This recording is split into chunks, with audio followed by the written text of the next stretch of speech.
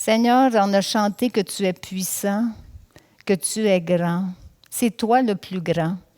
Je prie que les paroles que je vais dire, que tu as mis sous mon cœur, ils puissent nous faire voir encore plus ta grandeur. Que tu nous équipes, Seigneur, à reconnaître les forteresses qu'il y a dans nos pensées, les arguments, les raisonnements, les idéologies qu'il y a dans nos pensées, qui s'élèvent au-dessus de toi, parce que nous savons que tu es au-dessus de tout. Aide-nous à comprendre que parfois, on pense d'une telle manière, c'est pas comme toi tu penses, Seigneur. Aide-moi à partager, Seigneur. Et puis, je sais que ta puissance, elle est pour tout le monde et elle est pour moi aussi ce matin qui va partager ta parole. Alors, merci que tu vis, vivant, puissant, présent, avec nous, Emmanuel. Dieu avec nous par le Saint-Esprit. Amen. On a aussi mis ça dans votre bulletin. Mettez-le sur votre frigo, puis quand vous nous voyez le visage, pas dire la face, vous pouvez prier pour nous, OK? Pour la mission. Combien se rappellent la semaine dernière, quand Pasteur Luc a complété sa conclusion, il a dit, il nous a fait un appel à l'action pour l'évangélisation. Il a parlé du cours Alpha, qu'on pourrait faire ça dans les maisons. Combien se rappellent de ça? J'ai une question à vous poser, puis je vais vous demander d'être très honnête. Combien il y a de personnes ici qui se sont dit c'est pas moi ça. Évangéliser, c'est pas mon dada. C'est pas mon don. OK? Merci de votre honnêteté. Moi aussi, je peux vous dire que ça m'a fait comme... Puis j'ai avancé, puis il m'a dit, viens prier. J'étais comme, non, je ne peux pas prier. Je ne suis pas capable de prier. Parce que dans ma tête, quand je regarde l'Église, Charline, c'est une évangéliste. Jacques, c'est un évangéliste. Emmanuel, c'est un évangéliste. Jean, c'est un évangéliste. Puis je regarde, je dis, ça, c'est eux, tu sais. Mais pourquoi je prends ça? Parce que le Seigneur veut m'emmener, veut nous aider à comprendre que toutes ces pensées-là, mais non, c'est pas moi, je ne peux pas changer, je ne suis pas faite comme ça, je ne pourrai jamais faire ça. C'est toutes des pensées qui s'élèvent au-dessus de ce que Dieu dit. Hein? Puis le Seigneur, il veut être au-dessus de nos pensées. Pas nous au-dessus de ses pensées. Me suivez-vous là? Bien, c'est là que je m'en vais ce matin. C'est plus un enseignement qu'une prédication. C'est un enseignement, OK? C'est ça que je vais vous parler. Puis je ne parle pas des forteresses territoriales, des limites de territoire, des borders, puis toutes ces choses-là. C'est quelque chose qui se passe ici. Il y a quelque temps, j'étais en présence de certaines personnes, puis je les ai entendues parler, puis le Saint-Esprit m'a fait comprendre. C'est ça, des forteresses. Parce que c'est un verset que je ne comprenais pas. Je ne comprenais pas le sens. Même si ça fait longtemps que je connais Jésus, je ne comprends pas tout, puis je ne sais pas tout, puis je suis contente de ne pas tout savoir, puis de ne pas tout comprendre. Parce que je suis contente parce que ça me montre quand le Saint-Esprit m'apprend des choses, ça me bénit. Êtes-vous là? OK? Alors, le Seigneur m'a permis de comprendre ça. C'est ça, ça veut dire, ce verset-là. Je ne vous dirai pas c'était quoi la discussion, mais juste que vous compreniez que j'ai appris quelque chose. Je vous partage ce que j'ai appris. Vous le savez peut-être déjà, mais je vous le partage quand même. Peut-être qu'à la fin, vous allez me dire « Ah, j'ai compris quelque chose moi aussi. » Amen. Dans la Bible, le mot « forteresse », il est placé une seule fois dans le Nouveau Testament, dans le texte que je vais vous lire. Et si vous avez votre Bible, c'est 2 Corinthiens 10, les versets 3 à 5. Puis moi, je ne suis pas là. Je suis encore là. Ici, il y a 2 Nouveaux Testaments, s'il y en a qui veulent les prendre pour le lire. Le texte, ça dit, si nous marchons dans la chair, nous ne combattons pas selon la chair, car les armes avec lesquelles nous combattons ne sont pas charnelles, mais elles sont puissantes par la vertu de Dieu pour renverser des forteresses. Nous renversons les raisonnements et toute hauteur qui s'élève contre la connaissance de Dieu. Et ça dit, et nous amenons toute pensée captive à l'obéissance de Christ. OK? Alors, vraiment, mon focus, c'est sur nous renversons les raisonnements, puis ça. Puis dans la version, je vais vous lire quelques versions différentes. Là, je vous ai lu Second 21. Le Sommeur lui dit, nous renversons des faux raisonnements. OK? C'est ça que ça dit. Puis tout ce qui se dresse présomptueusement contre la connaissance de Dieu. Une autre façon de le comprendre. Hein? La Bible Amplified, là, ça dit, nous réfutons les arguments, les théories, les raisonnements et toute forme d'orgueil qui s'élèvent contre la véritable connaissance de Dieu. Et nous ramenons toutes les pensées captives et tout dessein à l'obéissance de Dieu. Puis il y a une autre version qui dit « Nous pouvons démolir toute fantaisie trompeuse qui s'oppose à Dieu et briser toute arrogance qui s'élève au mépris de la véritable connaissance de Dieu. » Des raisonnements. Le mot raisonnement dans le grec, c'est logismo. Ça ressemble à quoi? La logique. Combien de choses il y a de la logique dans notre monde, mais ça ne fit pas avec la parole de Dieu. Hein? C'est ça que le Seigneur veut nous aider à comprendre. Dieu a dit, le ciel et la terre passeront, mais mes paroles ne passeront pas. Tout ce qui est écrit, ça va s'accomplir. Puis dans ce texte-là, ça parle de s'élever, tu sais, comme d'une façon métaphorique, c'est être enflé d'orgueil, s'élever au-dessus de ce que Dieu dit, s'exalter soi-même, puis aussi traiter avec hauteur. Oui. Sur le bulletin, voyez-vous l'image? C'est comme le trône de Dieu. On ne voit pas Dieu, c'est une image, c'est comme... Puis dans la création, où est-ce qu'il est Dieu sur son trône? Où est-ce que vous pensez que Dieu est? Oui, mais aussi, j'ai entendu... Au-dessus ou au-dessous? De tout. Au-dessus de... Ça veut dire que tout ce qui est en dessous, c'est correct. Mais tout ce qui essaie de venir au-dessus de Dieu, c'est une forteresse. Toutes les pensées qui viennent pour se placer au-dessus de ce que Dieu dit, ça devient une forteresse, un raisonnement, de la logique, des arguments, des théories, des philosophies, des idéologies. Comprenez-vous? Fait que c'est ça que je veux qu'on comprenne ce matin, même si vous le comprenez déjà, en tout cas. Tout ce que j'essaie de placer au-dessus de Dieu, ça devient une forteresse. Puis on pense qu'on le sait. Hein? On pense que Dieu ne pense pas qu'il sait, mais nous, on pense qu'on sait. Tu sais, on le sait, nous, c'est ça. On se place au-dessus. Placer ma pensée au-dessus. Puis vous savez, ça a commencé il y a bien longtemps. Il y a quelqu'un qui était là avant que nous soyons créés, puis qui a pensé lui aussi qu'il serait au-dessus de Dieu. Il y a un verset dans la Bible qui dit dans Ésaïe 14, 13 à 15, Jean, je suis sûr que tu sais c'est quoi. L'ennemi, le diable, disait dans son cœur, tu disais dans ton cœur, c'est Dieu qui dit ça à Satan, je monterai au ciel, j'élèverai mon trône au-dessus des étoiles de Dieu, je m'assirai sur la montagne de l'assemblée. Je monterai sur le sommet des nues, je serai semblable au Très-Haut. Pensez-vous qu'il y avait de la place pour le diable au-dessus de Dieu? Savez-vous qu'est-ce qui est arrivé? Ça dit, mais tu as été précipité dans le séjour des morts, dans les profondeurs de la fosse.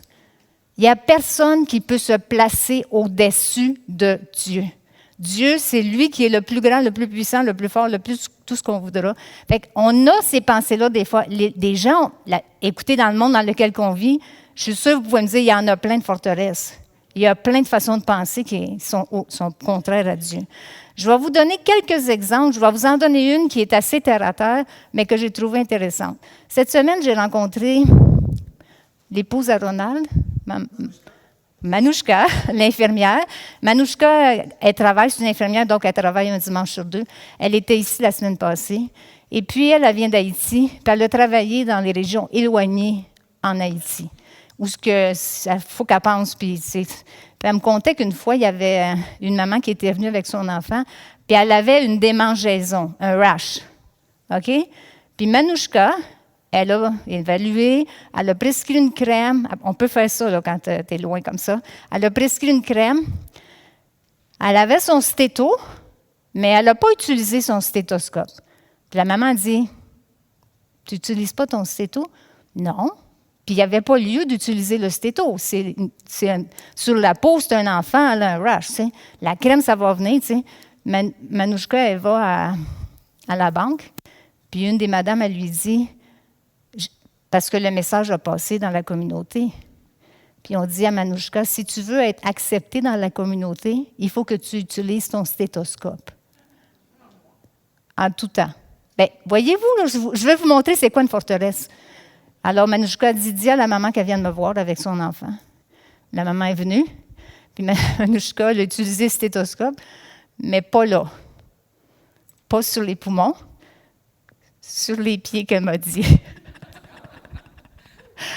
Pour montrer que, voyez, est-ce que vous voyez ce que je suis en train de dire? Des fois, on pense des drôles de manières. Ça ne change rien, stéthoscope ou pas, dans cette situation-là. La personne qui évalue est capable d'évaluer, puis il fallait que le village se fie à ce que l'infirmière va dire. T'sais. Puis ça, c'est bien terre à terre. OK? Mais ça nous montre qu'est-ce que ça a de l'air? Des forteresses, des façons de penser qui ne sont pas nécessairement logismaux. Un autre exemple, c'est la rivalité entre les Français, les Anglais, les Blancs et les Noirs. Ça, c'est une grosse forteresse. Quand Dieu regarde le monde, il ne voit pas s'ils sont noirs, blancs, rouges, jaunes. Il regarde le cœur. Hein? C'est ça que la Bible a dit. Il regarde le cœur. Puis le cœur, quand tu l'ouvres, c'est tout pareil. Il n'y a pas de rouge, il n'y a pas de couleur. Il n'y a pas de noir, il n'y a pas de rouge, il n'y a pas de jaune, il n'y a pas de... C'est toute la même affaire. Fait que quand on pense que... J'en ai vu des gens qui pensaient que nos Africains, nos amis africains, nos amis haïtiens, parce que la couleur de la peau est différente, que c'est pas... Tu sais, il ne faut pas qu'ils les aiment. Je ne sais pas comment dire ça. Il y a du racisme. C'est une forteresse. C'est comme ça qu'il faut voir ça. C'est une forteresse. Dieu, lui, quand il nous regarde, puis dans l'éternité, qu'est-ce que c'est qu'il voit? C'est qu'il va avoir plein de monde qui va le louer, de toute nation, de toute tribu, de toute langue, partout de la terre entière. Puis le texte que je pense, là, il les a mis une robe blanche, puis une palme dans chacun de leurs mains. Pas de distinction de vêtements. Tout le même vêtement, Dieu regarde le cœur. Fait que, tu sais, les forteresses de français, anglais, noir, blanc, c'est des forteresses. Comment Dieu voit ça? Tout le monde est égal. Il les aime tous. Il a donné Jésus pour tout le monde, de toute la terre, de tous les temps, tout l'univers, comme tu disais tantôt quand tu chantais, toutes les nations. C'est comme ça, c'est qu'est-ce que Dieu pense. Puis il faut nous, comme enfants de Dieu, c'est comme ça qu'on devrait venir à penser. Il n'y a pas de... Vous comprenez? Puis ça, ces arguments-là, les philosophies, les raisonnements, les tactiques du monde, ça s'élève en orgueil pour que l'homme soit élevé, mais que Dieu soit abaissé. Dans notre monde, on idolâtre l'homme et on humanise Dieu. Je répète, dans notre monde, on idolâtre l'homme, puis on humanise Dieu. Ça, c'est une forteresse. Tu sais, l'humanisme, c'est ça, c'est une forteresse. L'homme, tu sais. Mais la vérité, la vraie vérité, c'est que Dieu est Dieu, au-dessus de tout. Le plus grand, il n'y a rien au-dessus de lui. Amen. Les forteresses, ça vient dans nos pensées. Là, il y a tout un paquet de choses qui se passent dans nos pensées. Puis si on écoute nos pensées, ça peut nous faire perdre de vue la mission ou la direction où Dieu veut nous emmener. Puis j'ai un exemple biblique, c'est les 12 espions. Depuis longtemps, Dieu a dit à Abraham, Isaac et Jacob, je vais t'envoyer dans le pays de Canaan. C'est à vous autres, je vous le donne, c'est votre pays. Tu sais, fait que là, c'est rendu le temps. Moïse, il dit la même chose, puis il va envoyer les espions, tu sais. Le message qu'ils ont reçu de Dieu, c'est « ça vous appartient, c'est votre pays, vous allez le conquérir. Mais c'est à vous, c'est sûr que c'est à vous. » tu sais. Fait que les espions s'en vont, puis ils reviennent, puis ils disent « c'est vrai! C'est vrai, regarde! » Puis ils sont revenus avec une grappe de raisin. Ils étaient 2 à tenir la grappe de raisin. C'est pas les grappes de raisin qu'il y a à Atlantic Superstore, là. Tu sais, 2 gars pour supporter une grappe de raisin, c'est gros. Puis ils disent, en vérité, là, c'est vrai. À la vérité, c'est vrai. Regarde ça, tu sais. Mais là, ça commence à déplacer, là, ça se déplace, tu sais. Mais il y a des géants. Mais les géants, ils sont plus grands que Dieu. Ils disent pas ça, mais ils disent ça. Hein? Êtes-vous d'accord avec moi? Tu sais, le focus n'était pas à bonne place. Il n'était pas sur Dieu. Oui, à un moment donné, puis là, ils ont vu les géants, puis là, c'est comme, plus capable de lever les yeux en haut. Puis on fait ça, nous aussi, là. Ils sont pas pires ou mieux que nous. On est comme ça. Les humains, c'est des humains, puis on est tous dans le même bateau. Tous. Amen? Fait que ça, c'est une belle histoire aussi qui nous montre qu'on peut facilement perdre de vue qu'est-ce que Dieu dit. Et c'est très séducteur. Victor Hugo a dit, l'orgueil en nous, c'est comme la forteresse du mal. Victor Hugo. Je ne pense pas qu'il était chrétien, lui. Mais c'est une belle façon de... C'est très séducteur, hein, l'humanisme et tout ça. Ça s'infiltre dans nos écoles. Ça fait longtemps que ça s'infiltre dans nos écoles. Moi, je me rappelle quand j'ai fait mon cours d'infirmière, j'étais avec des jeunes, beaucoup plus jeunes que moi, puis j'ai observé que les jeunes, quand ils passaient par le cégep, ils se détournaient de leurs valeurs chrétiennes. Puis je l'ai vu, puis j'étais comme, c'est bizarre, hein? Je comprends pas ça. Je comprenais pas ça, puis j'ai compris il y a quelques années où j'ai découvert que ça prend 30 ans pour changer la mentalité d'une jeunesse, d'une population. Ça prend 30 ans. Puis ça commence dans les écoles. Fait que, ils ont fait pour que la mentalité, c'est très séducteur. C'est très séducteur. Moi, je ne comprends pas ça parce que depuis que la nation, depuis que le monde existe, disons qu'on va dire 6 000 ans, ça peut être plus, mais disons qu'on s'entend pour 6 000 ans, OK? C'est très récent qu'on se questionne sur le mariage. C'est très récent, les idéologies, les philosophies, les raisonnements, les arguments, qu'on se questionne sur le mariage, que c'est un homme, une femme, c'est plus ça, c'est récent, ça. Hein?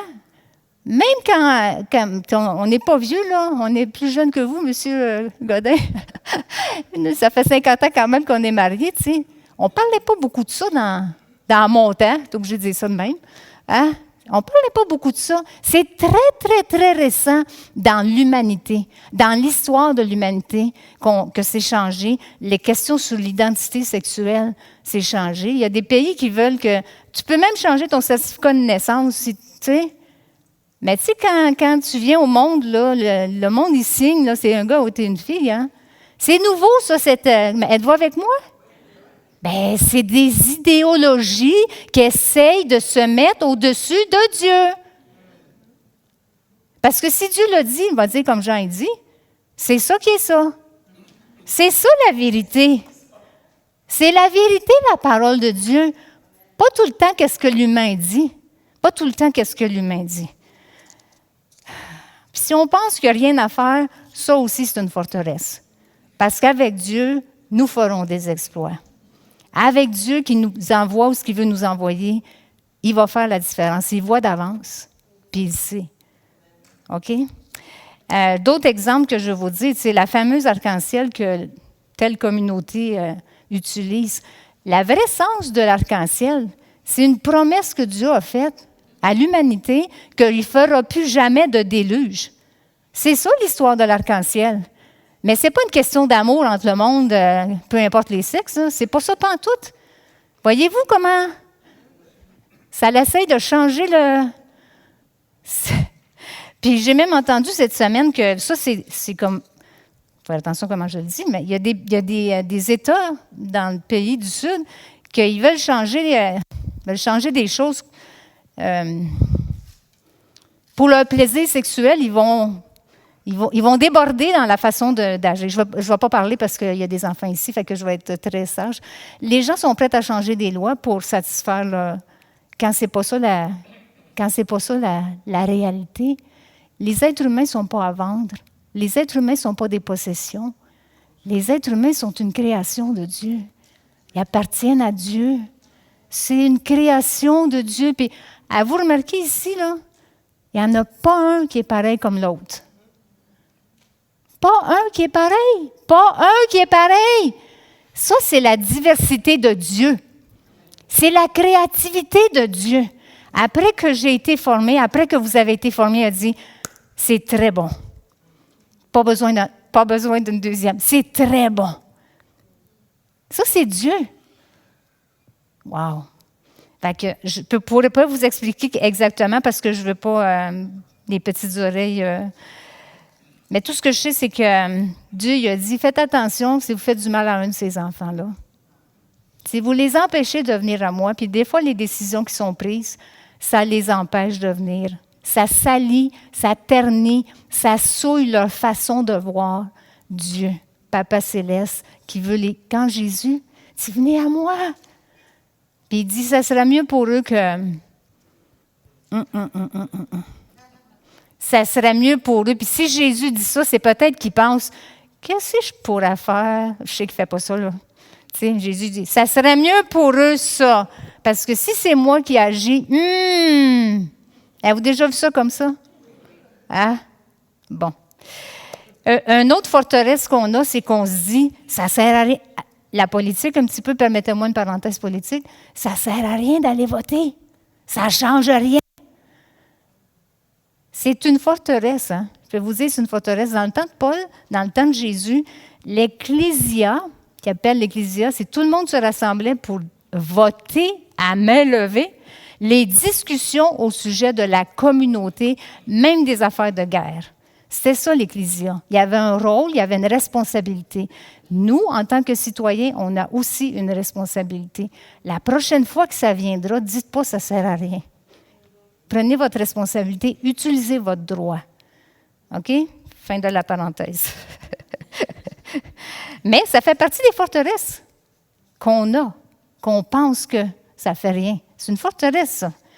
Il y en a aussi, le diable, il va se plaire aussi lui, à nous faire croire à toutes sortes de choses. Il va essayer de se cacher derrière ces forteresses sous l'apparence de c'est la culture, c'est la philosophie, c'est l'idéologie. Je me rappelle quand je faisais mon cours, j'avais pas le choix de ne pas faire des cours en philosophie. Donc, j'ai eu 4 différents professeurs avec 4 positions différentes, 4 philosophies différentes. Je ne sais pas si vous savez, là, mais que j'aime le Seigneur. Une seule pensée. Je connais sa pensée. Je peux connaître sa pensée. Il ne change pas. Ce qu'il dit, c'est la vérité. Ça a passé par le feu, ça a été éprouvé. Puis je peux me fier à ce que le Seigneur a dit. Il y a une sécurité d'être dans la présence de Dieu, d'être dans la connaissance de ce que Dieu dit. Il n'y a pas, tu sais, les philosophies du monde, c'est ça change. Ça change tout ici. En tout cas, ça change souvent. Mais avec le Seigneur, ça... Puis, n'oubliez pas que le diable va essayer de se cacher. C'est un voleur, puis il va essayer de voler de toutes sortes de manières. Hein, ça dit dans Corinthiens que ce n'est pas étonnant puisque Satan lui-même se déguise en ange de lumière. Donc, ce n'est même pas étranger que des ministres vont se déguiser aussi en ministres de justice. Tout le monde va se déguiser comme sous l'apparence, mais ce n'est pas Dieu. Fait que, comment on peut discerner? La parole. Bon, je m'en vais à l'autre partie. Comment on fait pour renverser les forteresses? Est-ce que ça vous aide à comprendre qu'est-ce que ça peut être des forteresses? Les forteresses que Paul parle dans Corinthiens, les pensées, les idéologies qui essayent d'être au-dessus de Dieu. Comment on fait pour renverser ça? Bien, on parle de renversement, de destruction, de démolition, de ruine. Qui est-ce qui aime ça rénover ici? Rénover. Oui, je sais ça. Qui est-ce qui aime plus quand c'est fini les rénovations? Ah, il y a un prix pour rénover, mais on est content après quand c'est fini. Hein? Ouais. Bien, ça va être la même chose dans notre vie. On est en rénovation, restauration, changer notre façon de penser. Moi, je pense que, premièrement, il faut reconnaître, puis que ça soit clair dans notre esprit, qu'il n'y a personne au-dessus de Dieu. Comment on fait pour renverser les forteresses? Il faut que ce soit clair dans notre esprit qu'il n'y a personne au-dessus de Dieu. Si j'ai un petit doute dans ma tête que peut-être que Dieu s'est trompé. Peut-être que Dieu ne sait pas. Peut-être que Dieu n'est pas moderne, puis il ne sait pas tout ce qui se passe dans le monde moderne. Hein? Peut-être. Pensez-vous que c'est correct ces peut-être-là? Non. Il faut que ce soit clair et net. Dieu, il est Dieu, c'est le Créateur. Il n'y a rien ni personne qui est au-dessus de lui. Amen. Puis si ce n'est pas clair, je prie que le Seigneur nous éclaire. C'est ça qui est ça. C'est même pas discutable. C'est ça, tu sais. Alléluia. Puis tu sais, comme dans la parole de Dieu, ça nous parle, il y a un nom, c'est El Elyon. Bien, El Elyon, c'est le Dieu qui est très haut, élevé, supérieur, haut placé, supériorité. Tous ces mots-là, on voit ça 53 fois dans la Bible. Un verset, c'est « Qu'il sache que toi, seul, dont le nom est l'Éternel, tu es le très haut sur toute la terre. » Et puis le psaume 47, 2 dit « Car l'Éternel, le très haut, est redoutable. Il est un grand roi sur toute la terre. » Que ce soit clair. Dieu a dit à Abraham, « Je suis le Dieu Tout-Puissant. » Je suis le Dieu Tout-Puissant. Et parce que nous sommes des enfants d'Abraham, à cause de la foi, Dieu nous dit la même chose. C'est lui le Dieu le Tout-Puissant. Ésaïe 57 dit « Car ainsi parle le Très-Haut, dont la demeure est éternelle et dont le nom est saint. J'habite dans les lieux élevés et dans la sainteté. » Job a dit « Dieu est grand, mais sa grandeur nous échappe. » Que c'est vrai. C'est impossible dans notre petite tête humaine de comprendre, d'imaginer la grandeur de Dieu. Mais il ne nous demande pas de tout savoir puis de tout comprendre. Il nous demande de le croire, de marcher dans ces pas-là, de savoir que Dieu est grand, ça me rassure. Je trouve ça rassurant. Si je me sens comme ta couverture, là, je me sens protégée. Puis ça ne va pas changer à tout vent, à tout. C'est sûr, c'est sécure. Ce n'est pas parce qu'on ne peut pas le concevoir que ce n'est pas vrai. Dieu est le Très-Haut. Il n'y a personne qui est plus grand, plus haut que lui. L'image du trône, là, j'espère que ça va rester dans votre esprit. Il n'y a personne qui est au-dessus du trône de Dieu. Et si quelqu'un veut l'essayer, il va prendre une débarque. Il ne va pas rester là. Alors, c'est la première chose, c'est de reconnaître qu'il n'y a personne qui est plus grand que Dieu. Dieu est le Très-Haut, le Tout-Puissant, le plus grand. La deuxième chose, c'est la parole de Dieu. C'est de reconnaître que ce qu'il dit, c'est vrai. Ses paroles sont vraies. Puis, je vais vous donner un petit truc. À chaque fois qu'il y a un doute qui vient dans mes pensées, je pourrais me poser la question, c'est-tu le diable qui joue dans le terrain de jeu de mes pensées? Parce qu'il a fait ça depuis le début. Il est allé à Adam et Ève, il a dit, « Dieu, as-tu vraiment dit ça? » Hein? Il vient mettre le doute.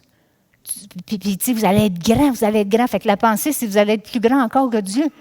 Il essaie de détrôner Dieu. Il essaie de humaniser Dieu. Il doit idolâtrer l'homme. Il essaie de descendre Dieu, tu sais. disons qu'ils ont tombé dans le piège. Ils ont cru que ce que le diable les a fait à croire. Puis ils ont vu que c'était la vérité. Ils ont compris qu'ils s'étaient trompés. Hein? Dieu est plus grand. Mais c'est vraiment sa tactique. Puis il a fait ça avec Jésus aussi, si vous vous rappelez, quand il était dans le jardin puis il a été tenté. Comment Jésus a renversé les mensonges ou les forteresses que le diable lui emmenait? Il est écrit. Il est écrit. Et puis, je vais renforcer encore une fois l'importance de lire la parole, l'importance de la méditer, l'importance qu'elle ne soit pas juste sur la tablette chez nous, mais qu'elle soit là. Tu sais? Puis je vais vous dire, des fois, ça a l'air comme une routine, mais de lire quand même. Parce que quand vous allez avoir besoin, vous allez être dans une situation où vous allez avoir besoin, le Saint-Esprit, il va aller chercher ce qu'il y a dans notre cœur, puis il va nous l'emmener, puis il va l'utiliser. La parole, c'est toutes sortes de choses. Je ne vais pas prêcher sur c'est quoi la parole. Je vous exhorte, je vous encourage, je vous exhorte à manger la parole, à vous nourrir de la parole. Faites-en une régulière de lire. Même si vous lisez un chapitre, en tout cas, lisez la parole. Elle va s'incruster. Bien, incruster, c'est peut-être pas un bon mot, mais elle va s'imprégner dans notre cœur. Puis elle va être là. Puis quand on en a besoin, j'ai un petit témoignage par rapport à ça. Il y a quelques semaines, on vivait un événement, puis on vivait un bel événement, puis après ça, il est arrivé quelque chose, c'est comme ça, c'était plus difficile à passer à travers. Puis là, j'étais inquiète, puis j'étais comme, c'était lourd, tu sais. Puis là, j'étais à la poste, puis en m'en allant à la poste, en tournant le coin de rue, le verset qui venait à mon cœur, c'est « Et la paix de Dieu qui surpasse toute chose gardera vos cœurs en Jésus. »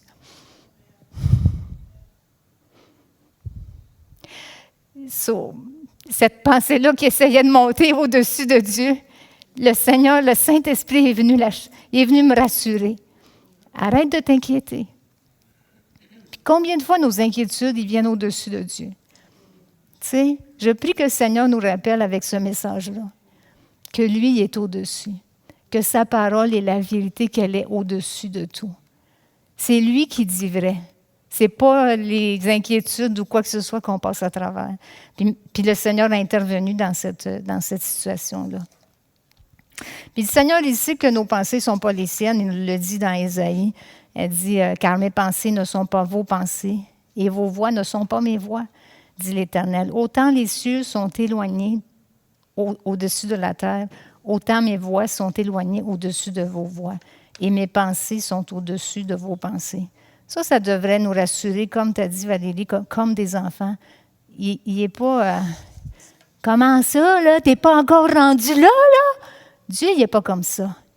Dieu dit OK, on va marcher ensemble.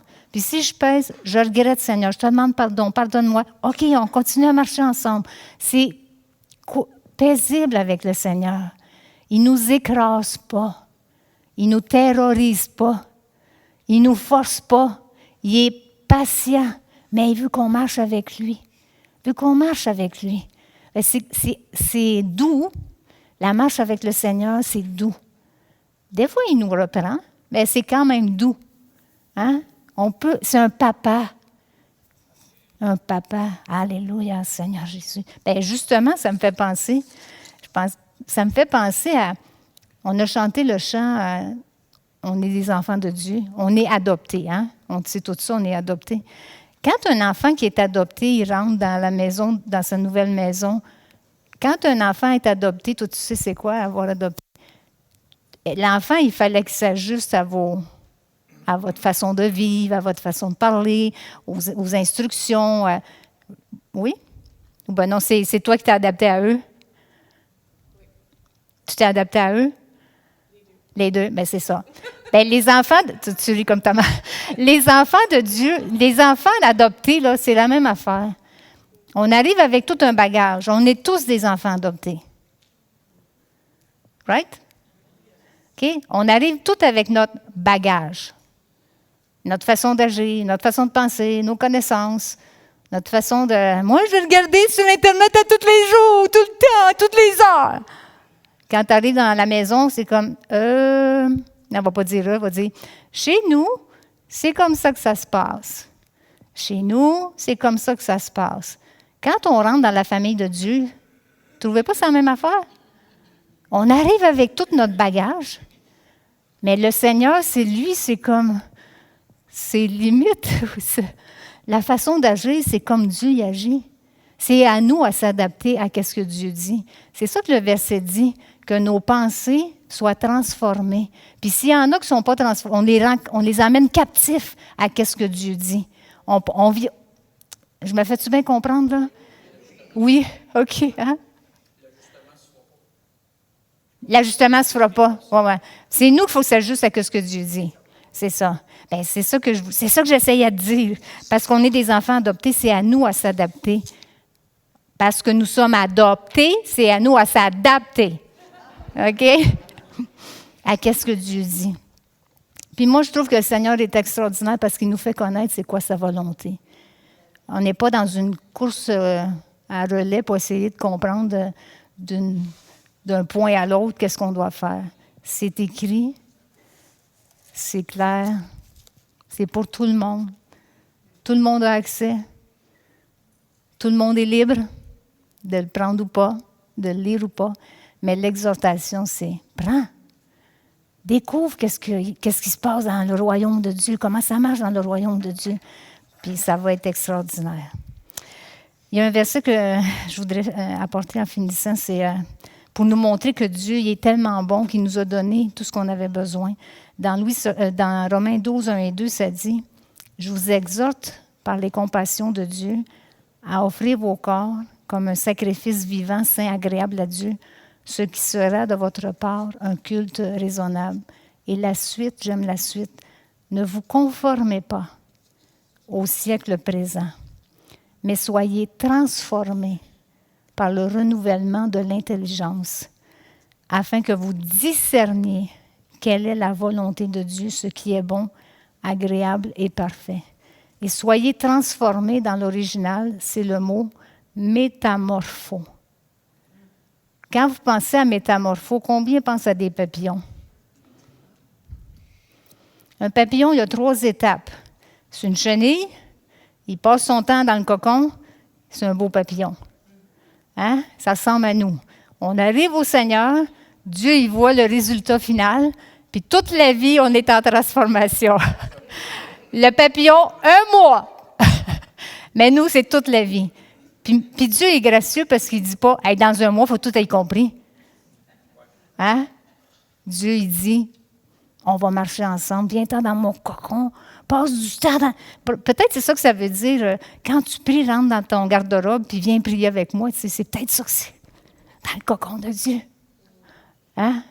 C'est la même étape. Je vais vous le dire dans une autre traduction, ça dit, cessez d'imiter les idéaux et les opinions de la culture qui vous entoure. C'est clair, hein? On comprend tout ça, hein? Cessez d'imiter les idéaux et les opinions de la culture qui vous entoure, mais laissez-vous transformer intérieurement, le cœur, par le Saint-Esprit en réformant totalement votre façon de penser. Wow! La parole, c'est la vérité. Jésus a dit, sanctifie-les par la parole. Mets-nous à part. Sanctifier, ça veut dire ça. Mets-nous dans le cocon par ta parole, dans ta parole, qu'on soit transformés. Le monde change au gré des temps et des philosophies, mais la parole de Dieu elle ne change pas. Les paroles de l'Éternel sont des paroles pures, un argent éprouvé au creuset et 7 fois épuré. Toi, Éternel, tu les garderas. Psaume 12, 7. Jésus dit aussi, je suis le chemin, la vérité et la vie. La vérité. Alléluia, Seigneur. Puis Psaume 119, il dit, ta parole est entièrement éprouvée et ton serviteur l'aime. Est-ce qu'on peut dire ça, nous aussi? Et ton serviteur et ta servante aiment ta parole. Alléluia, Jésus.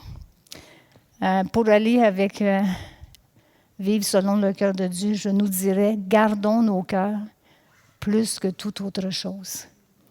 Proverbe 4, car de lui viennent les sources de la vie. Et s'il y a les sources de la vie, il peut aussi avoir les sources de la mort. Gardons notre cœur. Comment on fait pour garder notre cœur? Arrêtez d'imiter les opinions qui nous entourent, mais on garde notre cœur. Ça, c'est le journal du matin. Ça, c'est les petites nouvelles de Radio-Canada, les grandes nouvelles de Radio-Canada. Si vous voulez savoir les nouvelles, les bonnes nouvelles, la bonne nouvelle, c'est là. Amen. Alléluia, Seigneur.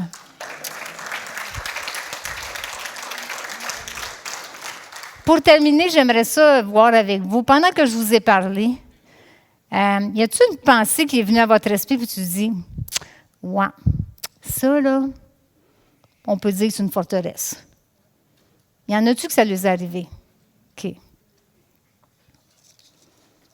On peut demander à Dieu aussi de nous révéler dans les jours qui viennent. Y a-t-il quelque chose que c'est une forteresse, Seigneur? C'est pas comme ça que toi tu penses. Montre-moi, Seigneur. Enseigne-moi par le Saint-Esprit. Puis s'il y a un verset qui vous monte dans le cœur, là, dites-vous que c'est le Seigneur qui vous parle. Il utilise ça, c'est une belle manière qu'il va nous parler. C'est doudou, ça vient d'ici. Vous dites, OK. Puis il veut nous parler. Il veut nous aider, il veut nous transformer pour lui ressembler. J'aimerais ça qu'on chante encore. Voyez quel amour. Parce que ça nous montre comment Dieu nous a tellement aimés pour qu'on devienne ses enfants. Il nous a tellement aimés pour qu'on soit vainqueurs. Il nous a tellement aimés, il nous a donné la parole. Vous pouvez venir, les amis de la louange. Il nous a tellement aimés, il nous a donné tout ce qui contribue à la vie et à la piété, ça dit dans la parole de Dieu. Il nous a donné tout ce qu'on a besoin pour qu'aucune forteresse vienne au-dessus. Puis si jamais il y en a qui prennent le dessous, la suite du verset, ça dit on les prend captives, on les garde captives dans ce que Dieu dit. Fait comme Jésus a fait. Il est écrit. C'est ça que la parole de Dieu a dit. De rester comme ça. Fait qu'oubliez pas comme de reconnaître que Dieu est le plus grand, de rester dans la parole parce que c'est la vérité. Amen. On peut se lever ensemble, chanter ce chant-là. On va chanter dans cette pensée-là. Tout ce que Dieu a fait pour que je puisse marcher la tête, pas dans les nuages, mais avec lui. Amen. En tout.